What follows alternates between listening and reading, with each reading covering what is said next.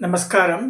உங்கள் அன்பிற்கும் அபிமானத்திற்கும் ஒரு வித்யாபுத்திரன் பிஆர் ராஜா குளத்தூரில் பேசுகிறேன். ஸ்ரீமாத்திரை நமக. இது என்னுடைய 993வது வீடியோ. இந்த வீடியோ எதை பார்க்க போகிறோன்னா, மகா வாக்கியங்கள் ஒன்று சொல்லப்படுறது. எனக்கு கூட இந்த பூர்ணாபிஷேகம் பண்ணும்போது அந்த வாக்கியங்களை சொல்லி கொடுத்தார்.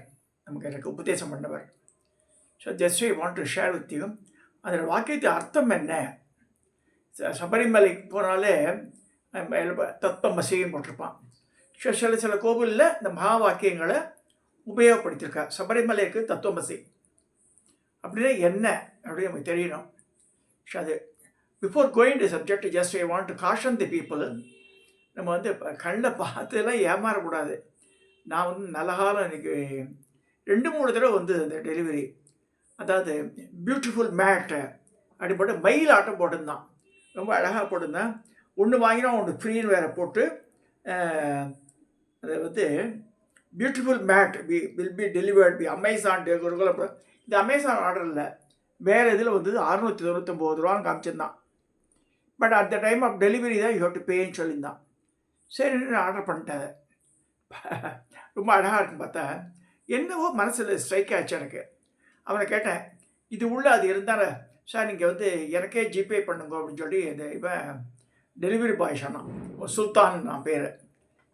நான் கேட்டேன், மாதிரி சார் நான் தரேன், உனக்கு மேலே கூட எக்ஸ்ட்ரா கூட தரேன், அழகாக இருந்தது மெயில். இது ஒரு ஓப்பன் பண்ணிக்காம சின்ன பேக்கெட். அது ஓப்பன் பண்ணால் 1.5 அடி நீளம், 1.25 அடி அகலம், வெறும் பிளாக் கலர் மேட்டு உள்ளே மடித்து வச்சுருக்கான். உள்ள தயவுசெய்து இந்த பியூட்டிஃபுல் மேட்டு படத்தை பார்த்து ஏமாறாதவங்க. நிறைய பேர் ஏமாந்து போயிடறா, நிறைய விஷயங்களை ஏமாந்து விட்றா. அதாவது பிராண்டட் ஐட்டம் வாங்கினா பிரச்சனை இல்லை, ப்ரெஸ்டீஜ் குக்கர் அப்படின்னா பிரச்சனை இல்லை. ஏதோ ஒரு ப்ராடக்ட்டு சீப்பாக இருக்கிற நினச்சி ஆர்டர் பண்ணேன். இந்த இதுக்கே சொன்னான், செல்ஃபோன் ஆர்டர் பண்ணால் செங்கல் அந்த மதம் வருது இப்போ எல்லாம். ஸோ ரொம்ப விழிப்புணர்வோடு செயல்பட வேண்டியிருக்கு. இந்த பியூட்டிஃபுல் மேட் ரொம்ப அழகாக, மயில் மேட்டு அழகாக இருக்குன்னு சொல்லி ஏமாந்து வாங்கிடாதுங்க. That is a fraud. North இந்தியாவில் இந்த மாதிரிலாம் பண்ணுறா இந்த fraudulent practices. Be careful on that. Just I want to caution my viewers. இப்போ coming to the subject, மகா வாக்கியங்கள். இந்த மகா வாக்கியங்கள் 4 வாக்கியங்களாக சொல்லப்படுறது. 1 by 1 பார்க்க போகிறோம். இப்போ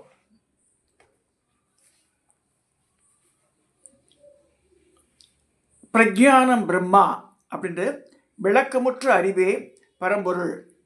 அது அகம் பிரம்மா அஸ்மி 2வது, நான் பரம்பொருள் உணர்றது.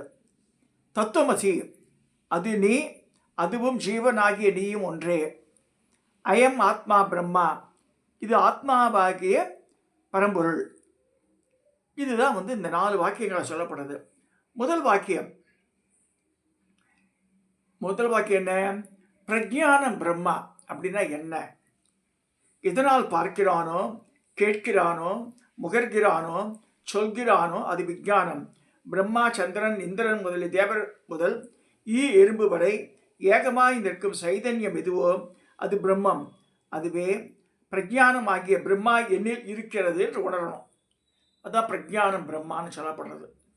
அடுத்ததாக 2வது மகா வாக்கியம், அவித்யைக்கு அதிகாரியான இந்த தேகத்தில் பரிபூர்ணமான பரமாத்மானவர் புத்திக்கு சாட்சியார் நின்று பிரகாசிப்பார். அவரையே அகம் என்று சொல்லப்படும். பரமாத்மா ஜீவாத்மா இரண்டும் இணைவது அஸ்மி. ஆகவே தானே பிரம்மமாக இருக்கிறேன். அப்போ பிரம்மமாக நம்மளே இருந்தால் எந்த அளவுக்கு சுத்தமாகவும் மனசு வாக்கு காயம் எல்லாமே அப்படி சுத்தமாக வச்சுக்கணும் பார்க்குறோம். 3வது வாக்கியம், தத்துவமசி, ஒன்றே ஆகியும் அத்வைதீயமாகியும் நாமரூபமற்றதாகவும் எடுத்துக்கொண்டு சிருஷ்டிக்கு முன்பும் தற்போதும் அபிதமாகவே இருக்கும் தன்மையை தத் என்ற பதம்தான் சொல்லப்படுகிறது. இந்த மகா வாக்கியத்தை கேட்பவனுடைய தேகம் இந்த இந்திரியங்களுக்கு அப்பாற்பட்ட வஸ்து எதுவோ அதுவே தம் அசி என்பதால் அவைகளை ஐக்கியம் அறியப்படும். அந்த ஐக்கியத்தை அறிவாயாக அத தத்துவமசி. 4வது வாக்கியார்த்தம், நாலாவது என்னது? அயம் ஆத்மா பிரம்மா. ஸ்வப்பிரகாசத்துவம், அபரோஷத்துவம் இவை சொல்லப்படுவதால் அறியப்படுவது அயம். அகங்காரம் முதல் தேகம் வரை இது பிரத்யாத்மிகமாக இருக்கிறதோ அது ஆத்மா. பூர்வ ஞானம் என்பது பிரஜானம், விசேஷமாக உள்ள ஞானம் விஞ்ஞானம். பிரஜானம் பிரம்மா, விஞ்ஞான விருத்தி பிரஜானத்தை விஞ்ஞானமாக பெருக்கி எல்லாம் அதுவே என்று உணர்ந்ததோர் அறிவும் ஒழித்து உள்ளுணர்வு மாத்திரம் மிஞ்சியிருக்கும் சுபானுபவம்.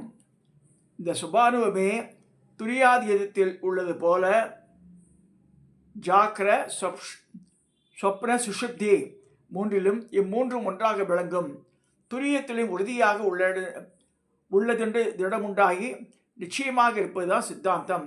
ஆதியில் உள்ள அறிவு ஒன்றே. அந்த அறிவு விஞ்ஞானத்தின் பார் முதல் பூதங்களாக பறந்து விரிந்து, அதாவது அந்த அறிவின் விருத்தியே நாமரூப பிரபஞ்சங்களாக அமைந்து கொண்ட பிண்டங்களாயிற்று. இந்த விருத்தி அறிவின் முடிவே வேதாந்தம், அதுவே பிரஜானம் பிரம்மா.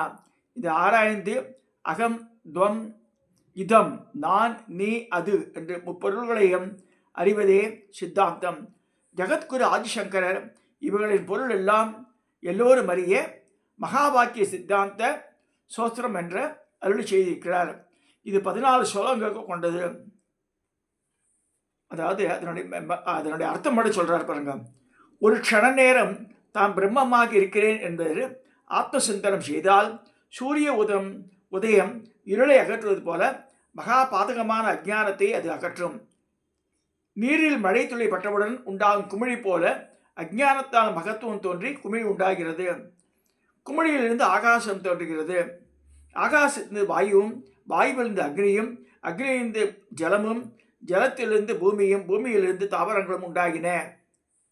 பூமி ஜலத்திலும், ஜலம் அக்னியிலும், அக்னி வாயுவிலும், வாயு ஆகாசத்திலும், ஆகாசம் அஜ்ஞானத்திலும், அஜ்ஞானம் சுத்த சைதன்யத்திலும் லயமாகின்றது. அந்த சுத்த சைதன்யமே நான். நானே எங்கும் வியாபித்திருக்கும் விஷ்ணு, நானே அழிவில்லாத விஷ்ணு, நானே எல்லாவற்றையும் ஒடுங்கிக் கொள்ளும் ஹரி, நானே ஆனந்தன், நானே அஜன், நானே அமிர்தன், நான் நித்தியன், மாறுவதில்லாதவன், விகல்பமில்லாதவன், சச்சியானந்த ரூபன், அன்னமய பிராணமய மனோமய விஞ்ஞானமய ஆனந்தமய 5 கோஷங்களை கடந்தவன். நான் கர்த்தாவும் இல்லை, போக்தாவும் இல்லை, பற்றற்ற பரமேஸ்வரன், நானே பரபிரம்மம். இப்படி தியானம் செய்பவன் முக்தி பெறுவான்.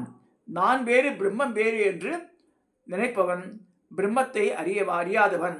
அம்பிகைக்கே சதாசிவ குடும்பினி என்ற நாமம் உண்டு. சதாசிவ தத்துவம் என்று முழுதாக சொல்லும் ஏற்றமுள்ள தத்ரூபம், அதாவது அகமஸ்மி நான் இருக்கிறேன் என்பது மறைந்துள்ள நித்திய தத்துவம். இப்படி சொல்லியிருக்கார். ஸோ இப்போ இது ரீகேப் பண்ணால் பிரஜானம் பிரம்மா என்னால் எதுலேருந்து எடுத்து ரிக்வேதத்தில் இருக்குது. அறிபவனும் அறியும் பொருளும் ஒன்றித்து போவது ஞான வடிவாகவே ஆத்மா பிரம்மா. அது அடுத்து அகம் பிரம்மாஸ்மி. இது எஜுர்வேதத்தில் காண்பான் காணப்படும் பொருள் காட்சி மூன்றும் ஒன்றாக இருப்பது. நான் பிரம்மமாக இருக்கிறேன் அப்படின்னு உணர்றது எஜுர்வேதம் சொல்கிறது. தத்துவமசி சாமவேதத்தில் உள்ளதும் இல்லாததும் ஏக்கமாய் கறந்து போவது.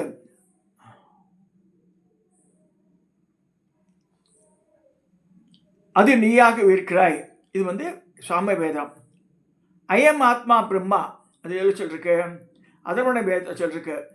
சகல உயிர்களும் தானே என்று சொல்லும் ஆத்மாவே பிரம்மம். இந்த ஆத்மா பிரம்மம். ஸோ இதுதான் இந்த 4 மகா வாக்கியங்களும் சொல்லப்படுறது. அதை பார்த்துருக்கோம். இது பெரிய டீட்டெயிலாக அவர் பார்க்கலாம். அது சித்தாந்தமாக போயிடும். அது புரியணும் ஜனங்களுக்கும் சொல்கிறதுக்கு. சரி, நான் வந்து சிம்பிளிஃபைடாக சொல்லியிருக்கேன். இந்த மகா வாக்கியங்கள் என்னன்னு தெரிஞ்சுக்கணும், அதை வந்து புரிஞ்சுக்கணும். சரி, நம்ம சபரிமலைக்கு போகிறோம், கட்டாயம் பாருங்க, தத்துவமசியும் போட்டிருக்கோம். சரி, இதை சொல்லி இந்த பதிவை நான் நிறைவு செய்கிறேன். இதை சப்ஸ்கிரைப் பண்ணுங்க, ஷேர் பண்ணுங்க, லைக் பண்ணுங்க.